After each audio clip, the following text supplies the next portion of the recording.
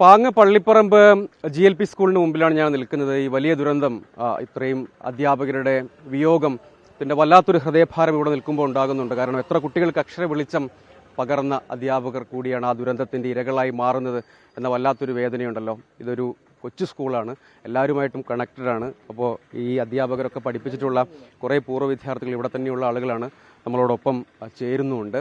അതായത് ഈ സ്കൂൾ എന്ന് പറഞ്ഞാൽ ഈ അധ്യാപകർ കുഞ്ഞു മക്കളാണല്ലോ. അപ്പോൾ അവർ ഇനിയും വേനലവധി കഴിയും, സ്കൂൾ തുറക്കും, ആ കുട്ടികളും ഒക്കെ ഇങ്ങോട്ട് തിരികെ വരും. 3 പേർ മാത്രമേ ആ സ്റ്റാഫ് റൂമിൽ ഇനി യഥാർത്ഥത്തിൽ അവശേഷിക്കുന്നുള്ളൂ. കുട്ടികളൊക്കെ തിരികെ വരും, പക്ഷേ അപ്പോൾ അവരുടെ പ്രിയപ്പെട്ട അധ്യാപകർ അവിടെ ഉണ്ടാകില്ല.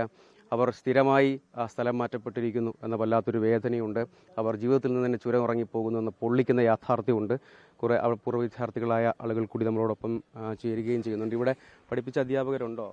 നേരത്തെ പഠിച്ചിരുന്നു ആരൊക്കെയാ?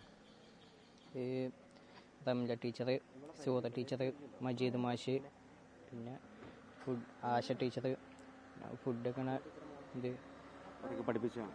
ഫുഡൊക്കെ താത്ത ഒക്കെ അടുപ്പുണ്ടായിരുന്നു അല്ലേ? നമ്മളെ കുറേ കാലം പഠിപ്പിച്ച ഇവിടെയും വേറെ നിങ്ങളെ ഒക്കെ പഠിപ്പിച്ചാണ് അല്ലേ? ഇവിടെയാണോ LP സ്കൂളൊക്കെ മുഴുവൻ പഠിച്ചത്? ആണോ? ഇവിടെ ഫുഡ് പഠിച്ചു. KG മുതൽ. ആരൊക്കെ പഠിപ്പിച്ചവരുള്ളത്? ആശ ടീച്ചർ, റംല ടീച്ചർ, മജീദ് മാഷ്, പിന്നെ മറ്റേ സൂറ ടീച്ചർ. പഠിച്ചിറങ്ങി പോയിട്ടൊക്കെ ഇടയ്ക്ക് കാണലുണ്ടായിരുന്നോ? ഉണ്ടല്ലേ? അടുപ്പുണ്ടായിരുന്നു. നിങ്ങൾ വീടൊക്കെ തൊട്ടടുത്ത് തന്നെ? മുൻ്റെ വീട് കൂടെ അടുത്ത് തന്നെയാണോ? ഇവരെല്ലാവരും പഠിപ്പിച്ചൊക്കെയാണല്ലേ? എല്ലാവരുമായിട്ടും അങ്ങനെയുള്ള അടുപ്പൊക്കെ ഉണ്ടായിരുന്നു അല്ലേ? LKG മുതൽ 4 വരെ ഇവിടെ പഠിച്ചത്. അത്രയും കാലത്ത് അടുപ്പുണ്ടാവും. മാഷും അല്ലേ? മറ്റുള്ളവരും ഒക്കെ ചേരുന്നുണ്ട്. മോനും ഇവിടെ തന്നെ പഠിച്ചല്ലേ? ഇവിടെ KG തൊട്ട്. ഇവരുമായിട്ടൊക്കെ അടുപ്പമുണ്ട്. ഇവിടെ നിന്ന് ഇറങ്ങി കഴിഞ്ഞപ്പോൾ നിങ്ങൾ സംസാരിക്കാനും കോണ്ടാക്ട് ചെയ്യലൊക്കെ ഉണ്ടായിരുന്നോ? നമ്മള് കാണുമ്പോ അങ്ങനെ ടീച്ചർമാരെങ്ങനെ കാണുമ്പോ മിക്കവാറും തന്നെ കാണുമല്ലേ? നിങ്ങൾ ഇതുവഴിയാണല്ലോ പോകണ്ടല്ലേ?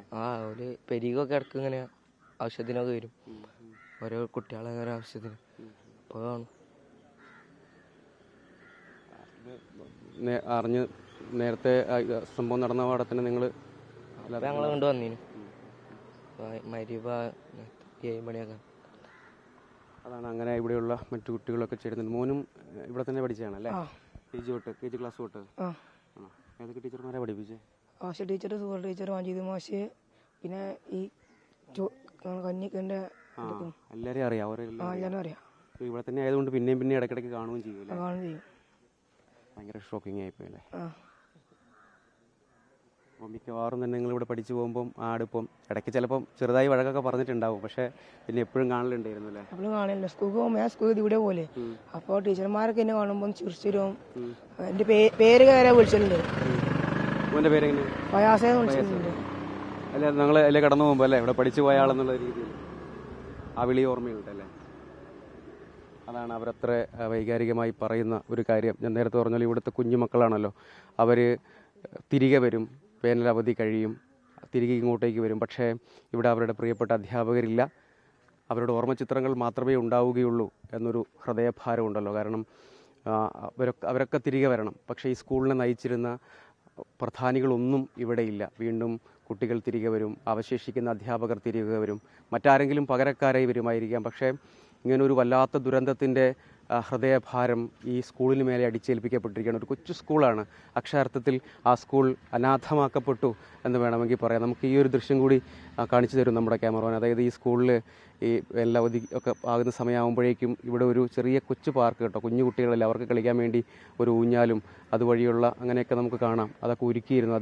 അതിൻ്റെ ഉദ്ഘാടനം കാണാൻ പക്ഷേ ഈ സ്കൂളിനെ നയിച്ചിരുന്ന പ്രധാനപ്പെട്ട അധ്യാപകരൊന്നും തന്നെ ഉണ്ടാകില്ല, ആ പ്രധാന അധ്യാപിക ഉണ്ടാകില്ല. ഉൾക്കണ്ണിൻ്റെ വെളിച്ചം കൊണ്ട് എത്രയോ കുരുന്നുകൾക്ക് വെളിച്ചം പകർന്ന മജീദ് മാഷ് ഉണ്ടാകില്ല. അങ്ങനെ അവരുടെ പ്രിയപ്പെട്ട അധ്യാപകരാരും ഉണ്ടാകില്ല. സ്റ്റാഫ് റൂം പോലും അനാഥമാവുകയാണ്. സ്കൂളും ഒരർത്ഥത്തിൽ അനാഥമാക്കപ്പെടുന്നുണ്ട് എന്നത് എങ്ങനെ പറയും ഇതിൻ്റെ മുൻപിൽ നിൽക്കുമ്പോൾ? ആ ഹൃദയഭാരം ഞാൻ ഒരു തവണ സൂചിപ്പിച്ചു. അതായത് ഇനി ആ കുഞ്ഞു മക്കൾ വരുമല്ലോ, അവരിപ്പോൾ തിരിച്ചറിയുന്നുണ്ടാകും, അല്ലെങ്കിൽ അവർ സ്ഥലം മാറ്റപ്പെട്ടു എന്ന് ആ കുഞ്ഞുങ്ങളോട് കള്ളം പറയാമായിരുന്നു എന്നാണ്. ആ പരിക്കേറ്റ് കഴിയുന്ന മിസ്രീൻ എന്നോട് സംസാരിച്ചപ്പോൾ മിസ്രീൻ പറഞ്ഞു അത്രേ, അതായത് ഉമ്മ അപ്പുറത്തുണ്ട്, അപ്പോൾ അപ്പുറത്തുണ്ട്, മറ്റൊരു സ്ഥലത്തുണ്ട് എന്ന് കള്ളം പറയാൻ പറ്റിയിരുന്നെങ്കിൽ എന്നതാണ്. അവർ ജീവിതത്തിൽ നിന്ന് നിത്യമായും ചുരമിറങ്ങിപ്പോയി. എത്ര കുരുന്നുകൾക്ക് അക്ഷര വെളിച്ചം പകർന്ന കുഞ്ഞു സ്കൂളാണ്, ഒരു നാട്ടിൻപുറത്തെ ചെറിയൊരു സ്കൂള്. ആ പരിമിതമായ സ്ഥലത്ത് നിന്ന് എത്രയോ കുരുന്നുകൾക്ക് അക്ഷര വെളിച്ചം പകർന്നു. അതിനിടെയാണ് ആ ഒരു അശനിപാതം പോലെ അപ്രതീക്ഷിതമായ ഈ ദുരന്തം ഈ നാടിനെ നടുക്കിയത്. ഈ കുരുന്നുകൾക്ക്, ഈ നാടിന്, അവരുടെ പ്രിയപ്പെട്ടവർക്കൊക്കെ ഈ ദുരന്തത്തെ അതിജീവിക്കാൻ കരുത്തു കെട്ടട്ടെ എന്ന് ആഗ്രഹിക്കാൻ മാത്രമാണ് ഈ ഘട്ടത്തിൽ കഴിയുക. എല്ലാവരും അതിവൈകാരികമായ ഒരു മുഹൂർത്തമാണ്. ഇങ്ങനെ സംഭവിച്ചല്ലോ എന്ന വേദനയുണ്ട്. അത് ഉൾക്കൊള്ളാൻ കഴിയാതെ വിതുമ്പുകയാണ് ഈ നാട്. ഇവിടുത്തെ പൂർവ്വ വിദ്യാർത്ഥികൾ, അവരുടെ പ്രിയപ്പെട്ടവർ, ബന്ധുക്കൾ, ഉറ്റവർ, അങ്ങനെ എല്ലാവരും വല്ലാത്തൊരു ഹൃദയവ്യതയുണ്ട്. ഈ ദുരന്തത്തിന് സാക്ഷിയാകേണ്ടി വന്നല്ലോ എന്നൊരു വല്ലാത്ത വേദനയുണ്ട്. വീഡിയോ ജേർണലിസ്റ്റ് രജീഷ് ചെങ്ങമനാടിനൊപ്പം reporter Sajo Devasyam, in reporter, Malappuram.